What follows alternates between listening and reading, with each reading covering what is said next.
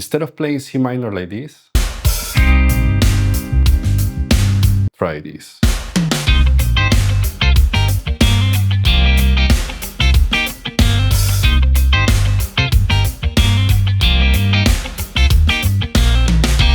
Now for this example, C minor is going to be the 2 chord in the key of B flat. We're going for that Dorian sound. If you understand basic diatonic harmony, this concept should be simple. All I'm going to do here is just borrow 2 major chords inside the key of B flat. In this case, E flat major, that is the 4 chord, and F major, that is the 5 chord.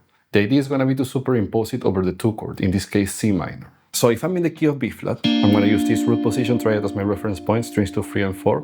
I'm going to borrow the 4 chord, that is E flat major, and the 5 chord, that is F major. If I play these 2 chords over C, I'm going to have a C minor 7 chord here, and I'm going to have F over C, the root, the 4 or 11, and the 6 or 13. Now, if I go back to my musical example, all I'm doing first is playing some basic C minor 7 chords, right?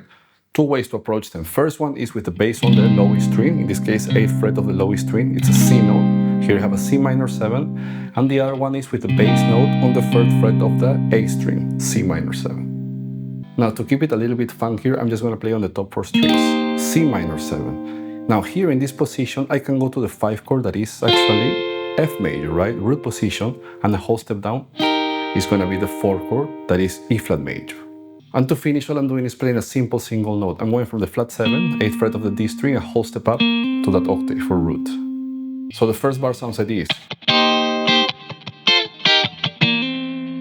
Now for the second bar, again, I'm going to start with this really common C minor 7 chord, starting on the 3rd fret of the A string. Now all I need to do is find that 4 chord and 5 chord in the key of B flat, right?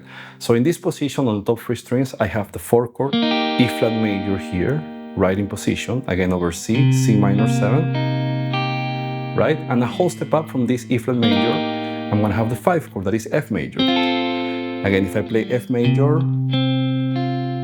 over C, I have the root, I have the 11, and I have the 13. So if I go back to my musical example, I'm starting with this hammer on over C minor 7, and from here going to the 5 chord on the top 3 strings, F major, whole step down to the 4 chord, E flat major, and I'm finishing on the single note length again. Flat 7, 3rd fret of the G string, whole step up to the root or octave, 5th fret of the G string. That sounds like this. Now if I put all that together, at the end I have this.